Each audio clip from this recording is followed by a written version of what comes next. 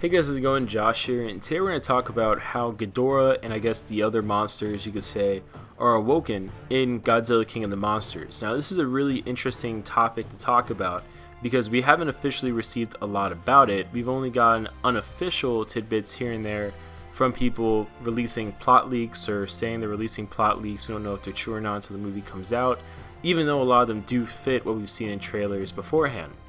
Now, the one thing that really interests me is how they wake up Ghidorah, primarily because he's been in ice for God knows how many years in Antarctica of all places. And this actually goes into another video we're going to have come out later this week where we talk about the real villains in the movie, which are like the human villains.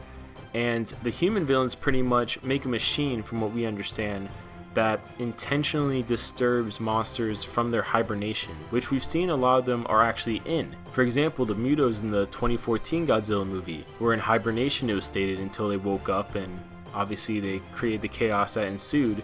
And the same with Godzilla. Godzilla was hibernating as well until the Mutos woke up, and the Mutos woke him up.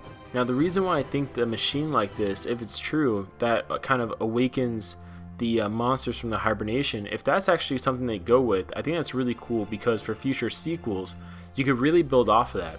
You could have the human characters not only want to kind of control the hibernation of these monsters, but you can keep that kind of going and eventually have these human characters want to try controlling the monsters, or maybe making their own monsters if they can't control the ones that are naturally already present, such as Godzilla or Mothra. And I think that's really cool because we've seen that before in previous Toho properties. I mean, obviously we've got Mechagodzilla, but also we've seen the aliens, the evil aliens from the future, control creatures such as Ghidorah.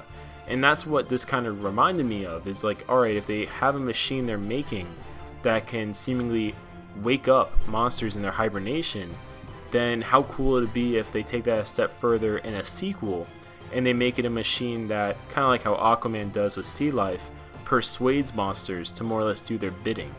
Now, I don't really know how they would obviously do that. That seems like a really complicated concept to try to put in this movie, but maybe they'll address it in some way, shape, or form in Godzilla King of the Monsters. And this really interests me also because we see the other monsters wake up, and I don't really know if they can make a machine that would wake up every single monster. So what I'm curious about is if Ghidorah or another monster out there has the ability to maybe manipulate other monsters. And they've kind of hinted at this actually beforehand with the fact that Rodan's working for Ghidorah, because either Rodan's working for Ghidorah in a strictly kind of dominant submissive capability where, you know, Rodan's just kind of acknowledging that, hey, I ain't gonna beat you, you'd probably kill me, so let me stay alive by working for you. I wouldn't be shocked if Rodan is kind of the victim of Ghidorah using an ability, maybe an alien ability of his, that makes him kind of unique versus the other monsters, and maybe Godzilla is like the only one impervious to it for whatever reason. But I think it'd be really cool if Ghidorah had the ability to, let's say, influence, persuade certain monsters to ally themselves with him. Because technically, if all the monsters had to ally against anyone, it would be against the outsider, aka Ghidorah. So the fact that Ghidorah can get other monsters to work for him, I think is really interesting, especially because a character like Ghidorah, you would think, you know, due to his alpha status and all that stuff, he might just want to work by himself. He wouldn't want subordinates.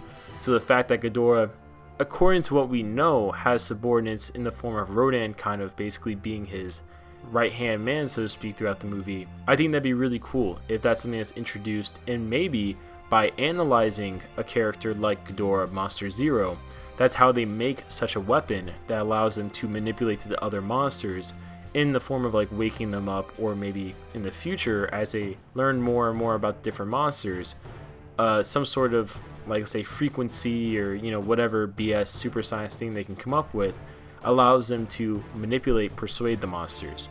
But comment below your guys' thoughts. What do you guys think is used to wake up Ghidorah and the other monsters in the movie? How do you think they do it? Try not introducing any spoilers in the film if you got to see the movie early, and we'll see you guys later.